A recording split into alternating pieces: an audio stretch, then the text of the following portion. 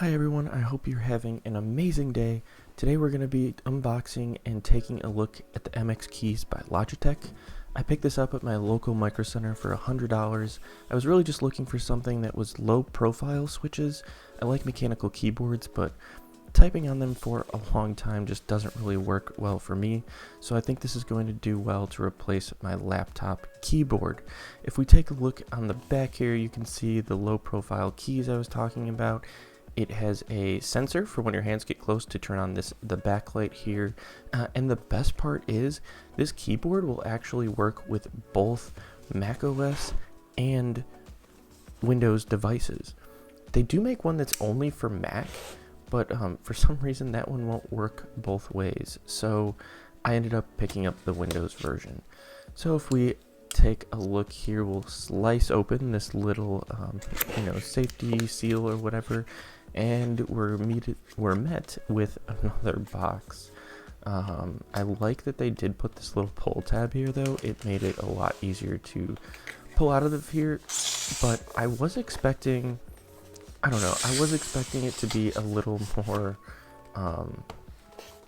have a little more showmanship, something similar to Apple products, since this is a top-of-the-line keyboard for Logitech. I think the only keyboard they market higher than this in the consumer, like business productivity keyboard types, is the MX Craft, and even that has a specific use.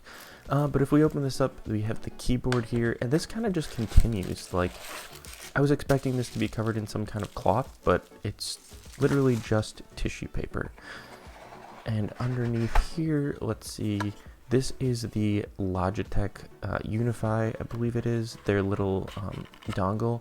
I like this because it'll work with keyboards and mice, so you don't have to have multiple like dongles attached, so that's really nice. And I think in here we'll just have, so in here we'll have our USB Type-C cable. That is nice that this does come with USB Type-C and not micro USB like some other mice by Logitech. G Pro Superlight.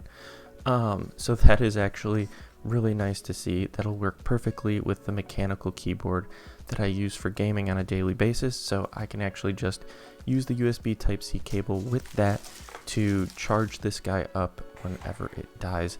And the other thing is, this actually has a really good battery life for having a backlit keyboard compared to others that I have had in the past, which were actually also by Logitech. Now it's time for the thing that everybody wanted to see, and that is the MX Keys keyboard. Now, like I said, I was expecting this to be in some sort of cloth or packaging, maybe a sleeve, not just standard tissue paper that you would put in a, gift bag for someone's gift. So I am a little bit disappointed in that. But other than, I guess we can't hold Logitech, or everyone for that matter, to the Apple standards of packaging. They do give you this little note card here, just kind of some advertisement for the MX Keys and MX Master Mouse lineup. And here is the keyboard. There is one piece of tape holding this onto the back. We'll get that off and take a look.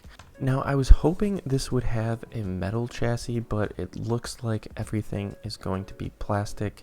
That being said, there is actually no flex at all in this keyboard, so whatever plastics or construction they used, it is very well built. So let's just take a quick look here. You'll see the keys have these little dimples in them, and I think I'm gonna like that. It feels pretty nice. And then on the top right, we do have our USB Type-C for charging and the power button. Now, you'll see this little light flashing here. I haven't paired this up to anything yet at this point, but that is going to be where you can switch. So there's 1, 2, and 3 devices that you can directly connect this to. I'll be doing a much deeper dive into this keyboard once I've used it for a while, but for now, this is where we're going to end the video. I hope you guys enjoyed it and have an excellent rest of your day. Stay tuned for the review video coming soon.